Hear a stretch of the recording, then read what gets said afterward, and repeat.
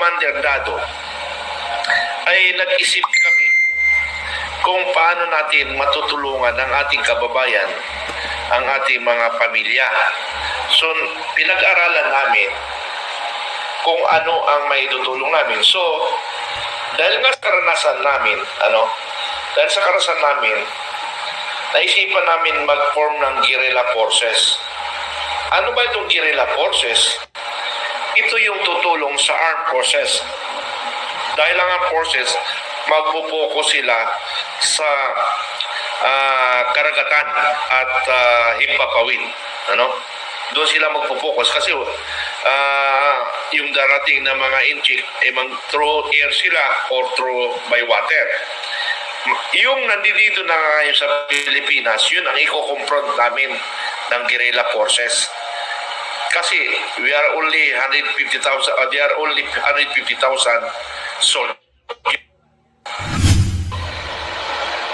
Pero, ang inaasahan nyo kami maglidi, hindi kami.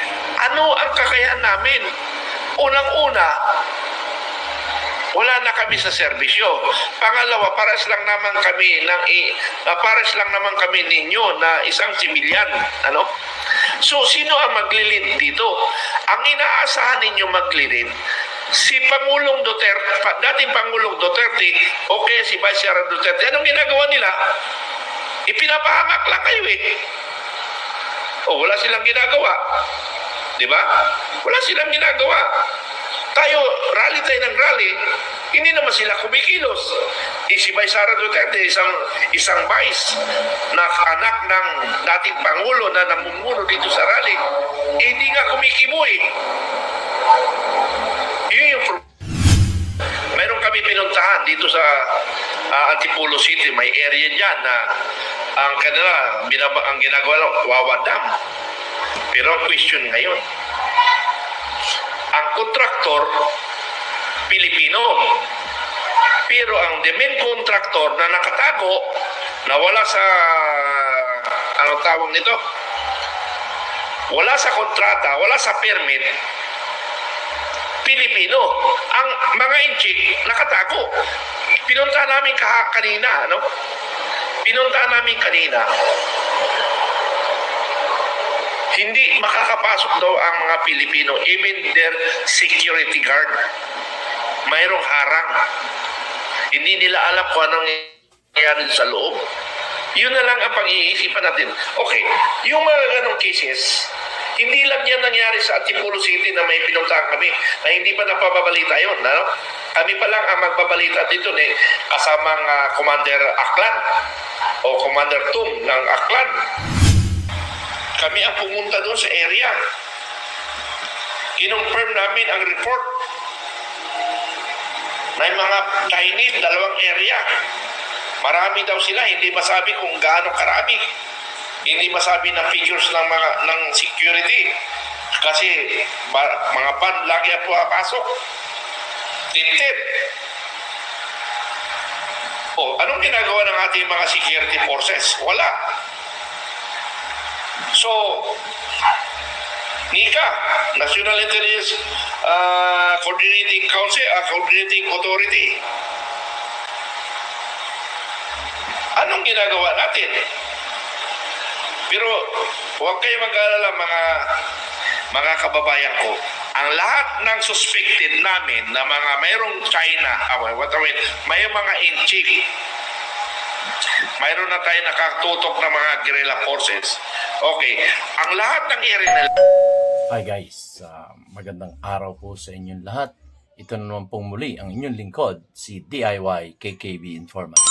At ang ating matutunghayan ngayon ay si Colonel Metran, si Commander Bukay, o sa YouTube channel niya ay Makabayan and Informative Channel. So dito i-discuss niya yung patungkol sa FGF, patungkol sa pagiging neutral natin, walang kakampihan na mga politiko, at kung ano-ano ang mga dahilan nito. So, simulan na po natin at ako'y magpapasalamat po sa ating mga viewers at lalong-lalo na sa ating mga subscribers na patuloy na sumusuporta sa inyong abang lingkod, si DIY KKB Informative. Salamat po sa inyong lahat. Maraming salamat po sa inyong pagsuporta. And like, share, subscribe na po kayo. So, simulan na po natin. Go ahead, Commander Bukay, Colonel Metran.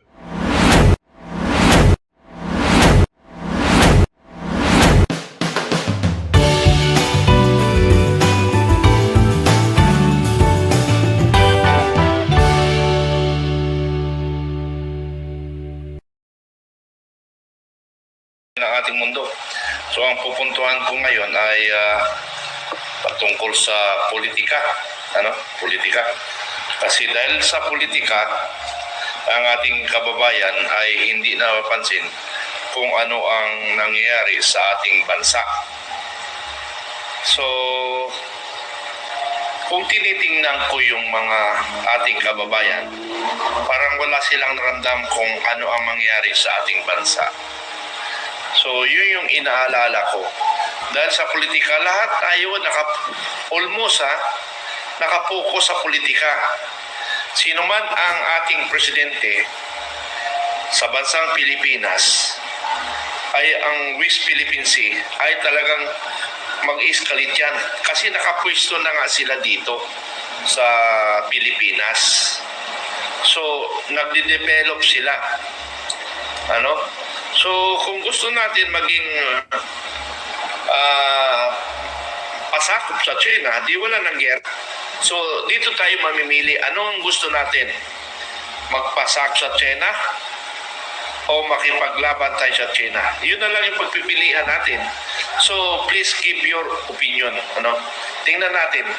Kasi kami ni Commander Dado, ay nag-isip kami kung paano natin matutulungan ang ating kababayan, ang ating mga pamilya. So, pinag-aralan namin kung ano ang maitutulong namin. So, dahil nga sa karanasan namin, naisipan namin mag-form ng guerrilla forces. Ano ba itong guerrilla forces? Ito yung tutulong sa armed forces. Dahil ang armed forces, magpupokus sila sa karagatan at himpapawid. Doon sila magpupokus kasi yung darating na mga inchik through air sila or through by water. Yung nandito na ngayon sa Pilipinas, yun ang i-confront namin ng guerrilla forces. Kasi we are only 150,000, they are only 150,000 soldiers. And ang kalaban natin ay 2.6 plus million soldiers. So, parang kwan lang talaga. Isang hampas lang. Pagsasampalin lang tayo ang mga sundalo, wala na, talo na. Dahil sa dami. Pero although, yung 2.6 million, hindi lang naman Pilipinas ang i-confront nila. Yung mga allied forces natin, tutulong sila by air, by water. Pero yung nasa area, sa mga barabarangay, tayo na yun. Hindi na yung pwedeng sakop ng ibang bansa. Dahil sigurado, pag tumulong sila sa atin, sigurado rin, titirahin rin sila ng China, ang kanilang bansa. So, ang mangyayari dyan, World War talaga.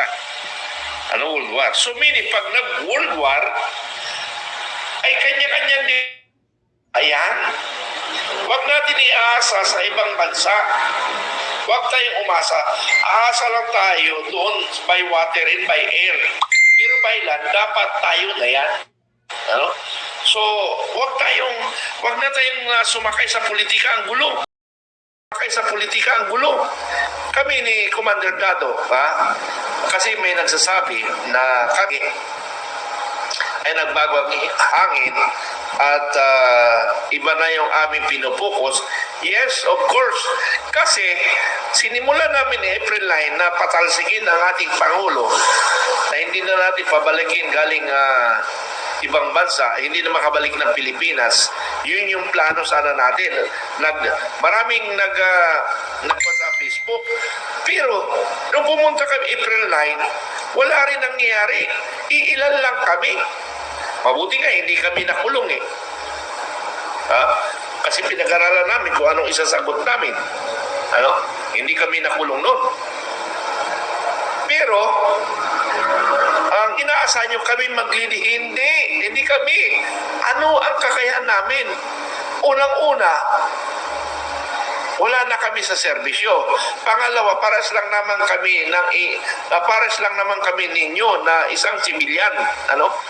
So, sino ang maglilid dito? Ang inaasahan ninyo maglilid, si Pangulong Duterte, dating Pangulong Duterte, okay, si Vice Chair Duterte, anong ginagawa nila? Ipinapahamak lang kayo eh. O, wala silang ginagawa. Di ba? Wala silang ginagawa. Tayo tayo ng rally, hindi naman sila kumikilos. Si Vice Sara Duterte, isang vice na anak ng dating Pangulo na namumuno dito sa rally, hindi nga kumikiboy. Yun yung Yun ang problema. Napapalakas na naman busis ko eh. Napapalakas na naman busis ko. So, yun lang ang sinasabi ko, na kung gusto natin palitan, manawagan kayo kay Sara Duterte o kay President Duterte. Hindi kayo manawagan sa amin. Anong magagawa namin? Tama yan. Awa na kami. Gamit lang tayo ng mga politician ni Marcos, ni Duterte.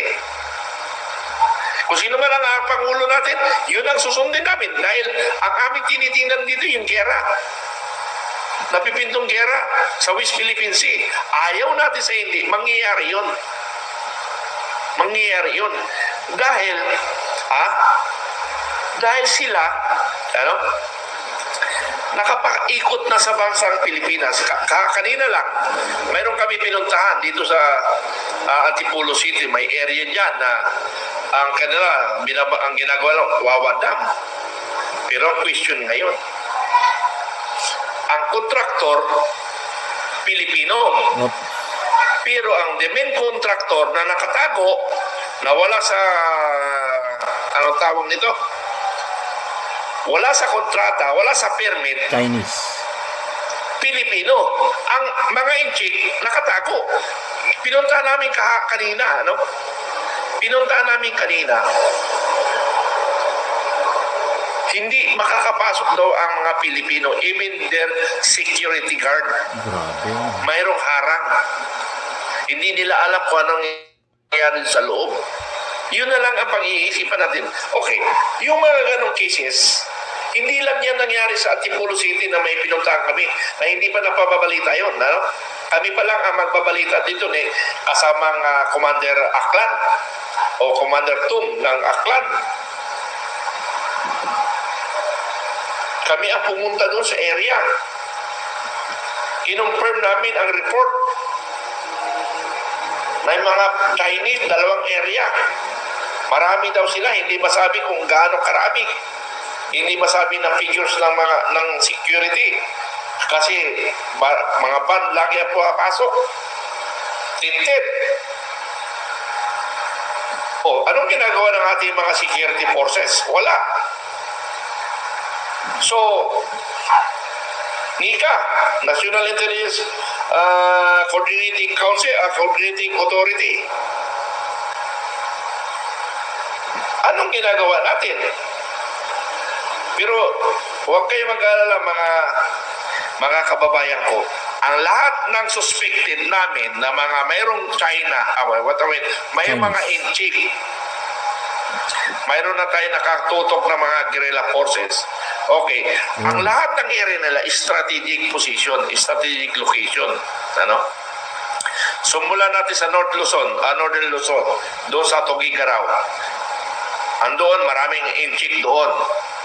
Pero pinapadevelop namin yung Tugigaraw ng mga guerrilla forces natin. Dito sa Banban Tarlac, yun din, pinapakilos namin na mayroon nakatutok na. Dito sa Cavite, doon sa Island Cove, mayroon na rin nakatutok. Napakarami daw. Almost 50,000 sa pwedeng ipasok doon sa loob na yon. At may mga military activities na dawa doon. Ngayon, pinapatutukan na rin natin sa commander ng Southern Luzon, si Commander Satparan. Okay, dito sa Antipolo, ngayon lang namin na-discover na meron rin palagwan dito. Inchik, dalawang area. May nakapwesto na. So, ibig sabihin, kasi ang national government natin nandito sa Metro Manila, ibig sabihin, na-corner na kami. What I mean, hindi pa pala tayo na-organize eh. Pero sinama na rin natin sarili natin na forces. Na-corner na ang government forces ng kalaban natin.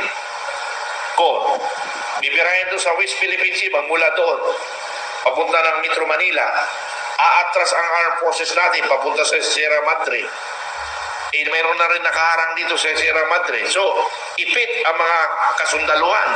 Mabuti na lang, may guerrilla tayo na pag pumutok ang West Philippine Sea, meron na rin na tayo na nakaumang doon sa mga pisto-pisto na mga inchik sa Catanduanes. O, doon sila papasok ng ibang tropa nila.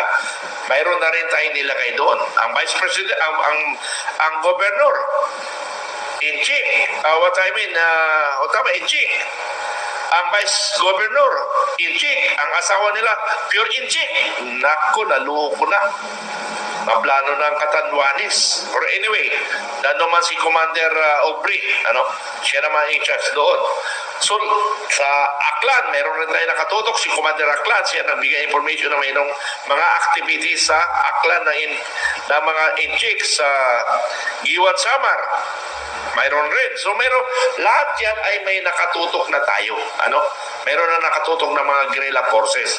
So, ang armed forces, focus na lang sila sa mga invaders. Kasi yun nandito nakapwisto, kami nang bahala sa guerrilla. Ang tanong ngayon, sir, anong baril natin? Ang baril natin, itak, pana, o ano pa mang gamitin natin na pang-native na attack. Marami tayong panyan eh. Dito sa mountain, sa Sierra Madre, marami mga panyan. Indigenous people, yun ang gagamitin natin. Dahil alam nila kung paano umatake. Ang armas natin, manggagaling sa kalaban. Hindi kaya i-provide ng gobyerno. Because 1 million reservists, kulang pa sa kanila. Kulang pa sa kanila. Pero anyway, bibigyan rin tayo kahit papaano sa isang platon, may 5 armas, okay na yun. Dahil yung iba tagagapang ng mga baril para magkabaril tayo. Ganon. Kasi pero ang tanong kasi natin, may mga tanong kasi na siguro maaaring walang gaanong experience o hindi nag-analyze. Sa atin kukuha ng baril. Yung armed forces nga, kulang sila ng baril eh. So, kaya nga dito, volunteerism. Voluntaryo. Voluntaryo na walang sweldo, walang baril, wala lahat. Kaysa naman mamatay ka, iparing squad ka nila na hindi ka lumalaban. Dapat mamatay tayo na lumalaban bilang isang Pilipino. Ganon ang ating gagawin. Kaya nga nalulungkot ako, naawa ako sa ating mga anak, mga apo. Ang aking apo, iila 3 pa lang. 3 pa lang yung apo ko. Pag tinitingnan ko, sana naman makasurvive sila. Yung aking anak na 11 years old. 11 years old. Pag tinitingnan ko, kawawa naman itong mga batang ito. Baka hindi nila makita ang katotohanan. So tayo mga Pilipino, huwag na tayong magbabangayan. Huwag na tayong makisawsaw sa politika. Tayo lang naman ang nagpapagulo ang Pilipino. Tayo mga supporter, manahimik na lang tayo. Kasi ginawa na natin, wala rin nangyari. So manahimik na lang tayo. Manahimik na lang tayo. Ginawa na natin eh. Ang dami nandun siya, si Marlica, sigaw ng sigaw. Pumunta kami April 9, mga rally. Nung investigation sa Senado, hindi niya nilabas yung mga dokumento at sa mga picture o ebidensya. Ano pa ang hinihintay natin? Ninuloko na lang tayo eh. I'm sorry. for the mga loyalists. Kasi ako, Duterte ako, Marcos ako. Pero Pilipino ako, pro-Pilipino. Sa ngayon, ang messaging ko, protektahan natin ang mga kabataan. Isipin natin ang kinabukasan ng kabataan. Huwag na tayong makisawsaw sa politika, lalong nang magulo. Lalo nagkagulo, focus tayo sa politika, focus tayo sa politika. Tapos biglang pumutok, sinong kawawa? Kawawa ang mga apo natin, anak natin. Pag tinitingnan ko sila kawawa naman ito mga apo ko. Panginoon, sana hindi mangyayari ang mga iniisip natin. Paano natin ma-prevent? Tayong Pilipino magkaisa na. Iwanan na natin politika na yan. Dahil ang politika, pampagulo. Yes, corruption. Kaya nga naggangawa ako noon corruption ang corruption. Wala rin nangyayari. Paano? Yung inaasa natin, leader na mamumuno sa atin, wala. Ngaw-ngaw lang ng ngaw-ngaw. Wala namang ginagawa. Ha? Ngaw-ngaw lang nga, wala namang ginagawa. Hindi naglilid. Ano pang hinihintay natin? Nagsawa ng mga Pilipino. Kaya kami, ni Commander Dado, nagsawa na rin kami. Dahil walang nangyari. Kasi sa totoo lang talaga, yung pagbulusok ng Marcos administration, corruption ang nakikita ko agad. Pero ngayon, dahil sa mga vloggers, tira sa Marcos administration, nakita ko rin na alarma ang administrasyon. Ang akala nila na kung sila ang naghahawak ng administrasyon, magawa na nila ang gusto nilang gawin. We are the Pilipino ang pinakamalakas. Tayo ang nagluklok, tayo rin ang magtatanggal. Now, ginawa na natin, walang nangyari. Pero nagising na si Marcos na binabatikos natin mga vloggers. Pero sana mga vloggers hindi nababayaran. Ngaw-ngaw ka ng ngaw, pero bayad ka naman. Ay, umalis ka na lang, hindi ka Pilipino. Hudas kayo. Hudas kayo ng ating bayan. Kayong mga bayan, social media man, o mga mystery media, pagbayaran kayo, hudas kayo. Kayo rin isa nagpapagulo sa bansang Pilipinas. Dapat, pag bumira tayo, galing sa ating puso. Galing sa ating puso. Yan dapat ang tunay na makabayan. Kaya ang nilagay ko sa aking title, Makabayan in Informative Channel. Dahil marami na akong binibigay na information sa mga intelligence. Ano ang ginagawa ng intelligence people? Ang security people natin. Although alam ko, ginagawa nila. Ginagawa nila. Ang trabaho nila. Pero problema, politics. Baka magkamali sila. Matanggal pa sila. Katulad sa armed forces, ang dami ng mga floating generals. Hindi na nila alam ang gawin tama o mali. Di ba? Hindi na nila alam ang tama at mali. Yung mga intelligence natin, yung mga security forces natin, hindi na nila alam ang gagawin.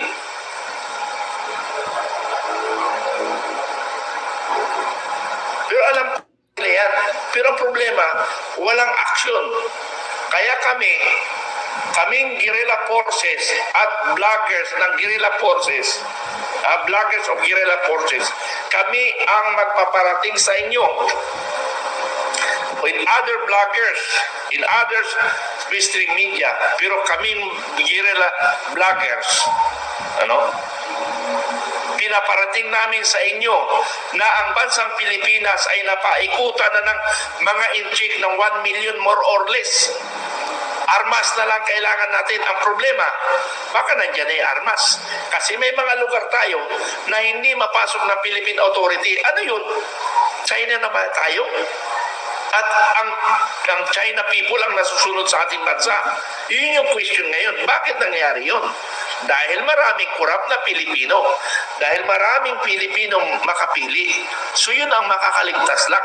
So dapat yun ang unang, pag nagkagera tayo, yun ang unang patayin natin. Dahil sa kanila, nagkagera tayo, nakapwisto na mga inchik. Dahil sa personal mga korap. Sila ang una patayin natin.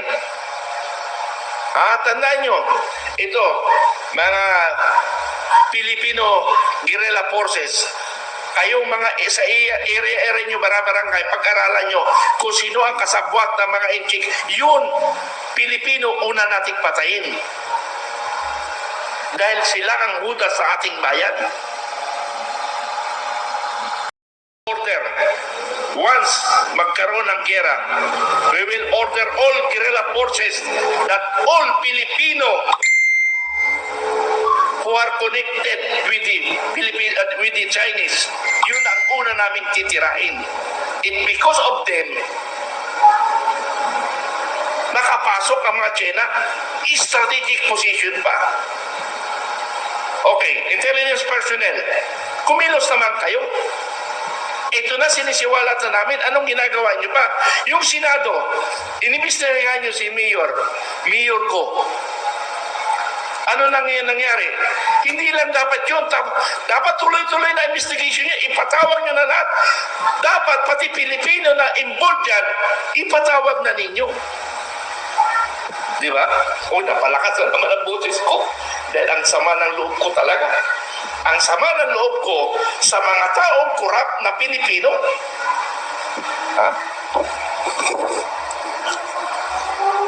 Okay.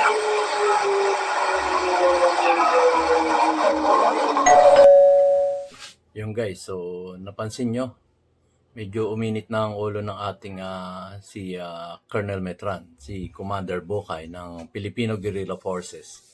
Kasi nakakainit din nga naman ng ulo ang mga nangyayari. Dalawang politiko nagbabangayan. Although wala na silang kinakampihan patungkol dito, ang kinakampihan na lang namin ngayon ay ang taong bayan. At yun nga, taong bayan. Narinig din natin sa kanya, paano na yung ating future generation? Atin ring ibinablog palagi yun. Yung future generation natin, napaka-importante nun. Napaka-importante nun ating mga anak, malilit pa. Yung ating, lalo na yung iba, maraming apo na o konti apo pa rin natin yun. Yung pa rin ang magiging future generations. Yun ang sinasabi ni Commander Bokay, si Colonel Metran ng Makabayan and Informative Channel.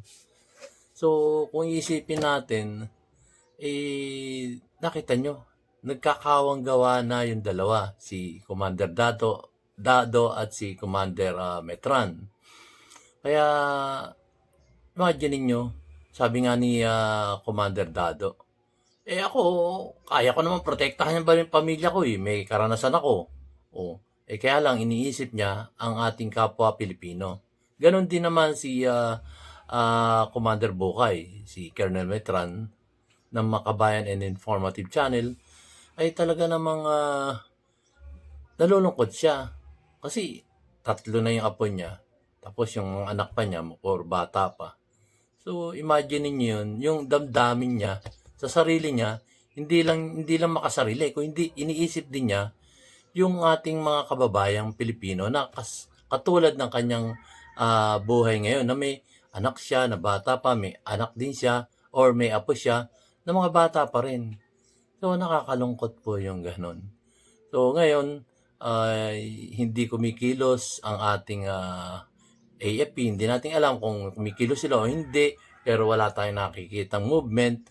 Puro na lang wag nyo ipabuti sa escalation, yung mga ganun ba. So, dito naman, yung mga FGF, nakakalat na yan dito sa buong Pilipinas. At tinitingnan lang ang movement ng mga pogo na yan o yung mga may mga nag-iitipon-tipon ng mga Chinese na hindi malaman kung ano yung kanilang binabalak doon sa mga lugar na yun. Ay nakita nyo yung pinuntahan niya sa Antipolo, ay naimbestigahan nila na meron. At yung mismong gwardiya na nasa harap, hindi sila makapasok doon sa kalubloban dahil sinasabi nga may mga Chinese doon, maraming Chinese doon sa looban, doon sa parting Wawa. I think it's Upper Wawa. At meron din sa iba pang palipalibot doon sa Antipolo. So nakakalungkot, kaya medyo umiinit na yung ulo ng ating dalawang kasamaan sa FGF na si Pinoy Survivor at itong si makabayan and informative channel. So, sana mag-isip-isip na rin tayo. Magkaisa tayo. Kung hindi titindig tong si Vice Presidente Sara Duterte para sa mga pagtindig at pagtatanggol sa bawat isang mamayang Pilipino, eto na, ang FGF ay nag-iisip na. May gera man o walang gera, sila ay naghahanda. Tayo maghanda. Makiisa na tayo. So, para sa ating mga sari-sarili, depensa sa ating mga sari-sarili. Depensa sa ating komunidad at higit sa lahat, depensa natin ang ating pamilya. Maraming salamat po. Ito po muli ang inyong lingkod, si DIY KKB Informative na nagsasabing, keep safe, God bless, and you have a great day. Like, share, subscribe na po yung hindi pa nakaka-subscribe. Maraming salamat po. See you on my next vlog.